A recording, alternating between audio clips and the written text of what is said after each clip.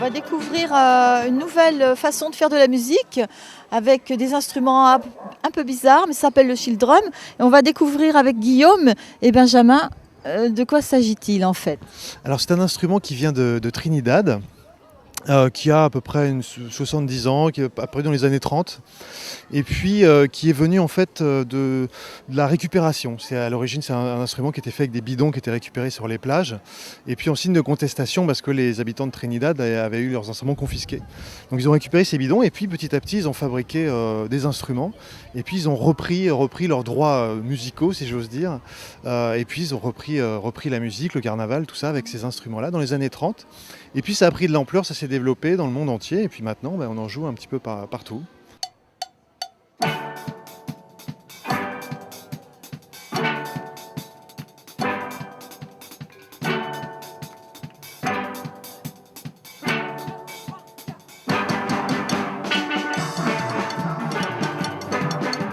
Donc moi je suis arrivé en septembre dernier, et puis ça fait partie des instruments qui me tiennent énormément à cœur, que je pratique. Donc j'ai essayé d'instaurer ça dans le coin, et puis la région est déjà une région de steel drum, puisque je sais qu'il y en a à Villeveyrac, à Montagnac il y en a eu pendant longtemps, à Sète il y a eu un gros festival aussi. Et puis donc voilà, on a mis ça au point, et puis surtout l'avantage du steel drum, c'est que c'est un instrument qui s'enseigne de façon orale. C'est-à-dire qu'on n'a pas de partition, on n'a pas besoin d'être musicien, rien du tout. Et puis on a des résultats très très rapides. Là vous allez pouvoir voir en 2 jours seulement les stagiaires ce qu'ils ont pu faire, des gens qui ont pour la plupart jamais fait de musique.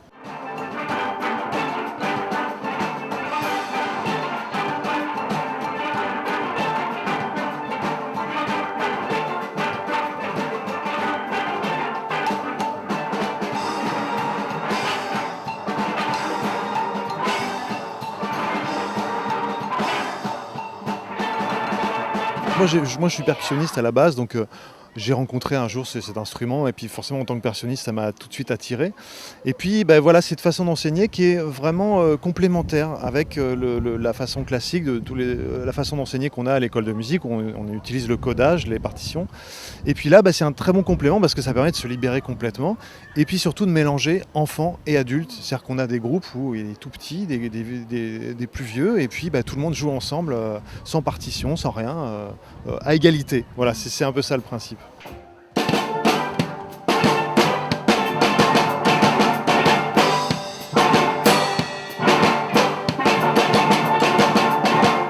Alors comment est vu cet instrument vis-à-vis des musiciens qui sont donc réputés, etc. Comment est-ce qu'il est vu ?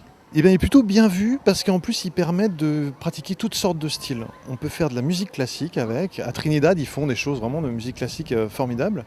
On peut faire en arrivant en Occident, en fait, les Occidentaux ont amené aussi leur musique, donc on peut faire de la variété, on peut faire du rock, et puis bien sûr la musique traditionnelle. Donc ça mélange vraiment tous les styles, et on les fait vraiment avec sérieux à chaque fois aussi. Donc en général, les musiciens voient ça d'un très bon œil.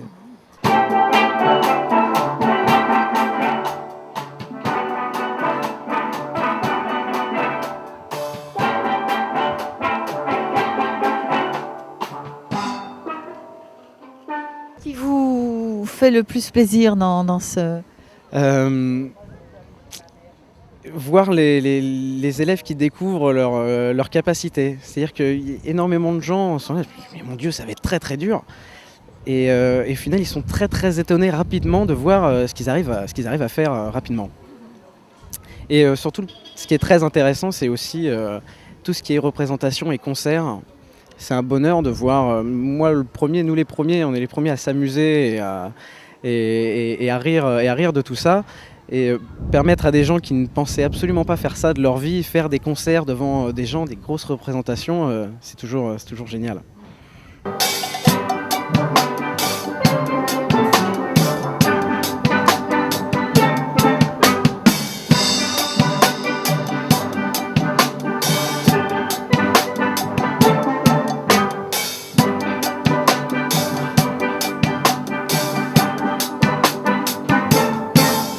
Pour être élève, donc l'élève doit acheter son instrument, comment ça se passe ? Alors pas du tout, c'est l'école de musique qui achète les instruments, et puis les élèves, alors par contre, ne travaillent pas l'instrument chez eux, on se voit juste sur le temps des répétitions, et puis les instruments restent à l'école. Donc c'est vraiment presque de l'improvisation à chaque fois, non? Non, c'est très dirigé en fait. Les seuls qui savent lire la musique, c'est les professeurs. Donc nous, on a la partition. Et puis on communique avec tous les moyens qu'on a. Donc les mains, l'oralité, tout ça, le chant. On communique ça aux élèves qui, eux, le reçoivent et puis le mémorisent.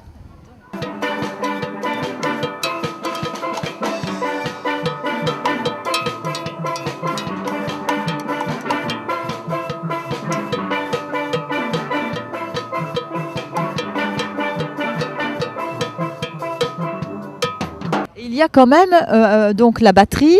Et est-ce qu'il y a un autre instrument qui accompagne? Il y a combien d'instruments en tout? Alors en général, généralement dans un steel band, surtout à Trinidad, il y a donc les steel drums qui sont divisés en 4 tessitures. On a les basses où il y a 5 notes, on va dire.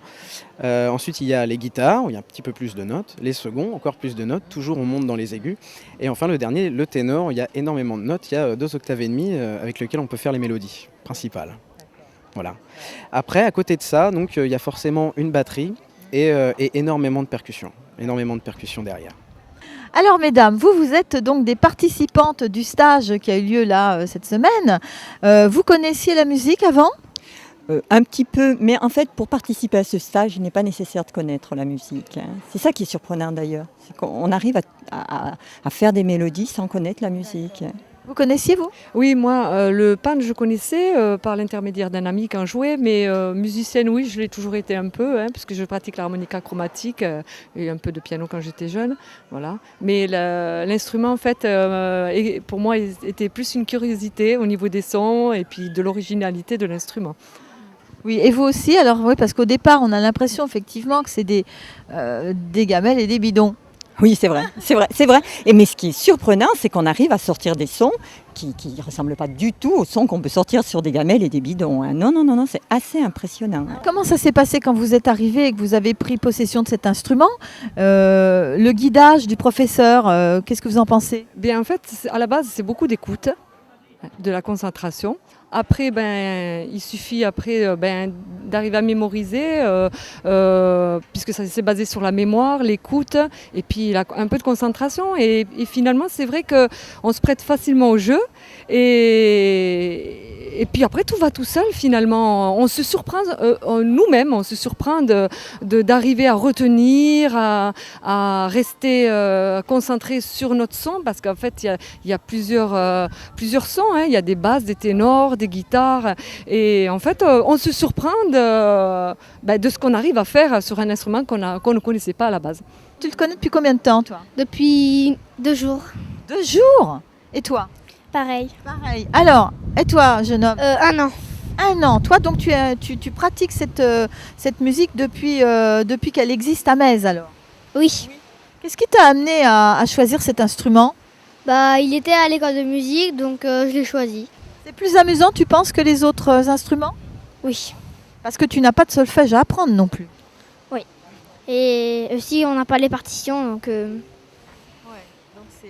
Alors, et vous les filles, en 2 jours, là, qu'est-ce que vous pensez de cet instrument? il est plus marrant que les autres, que le violon, que le piano.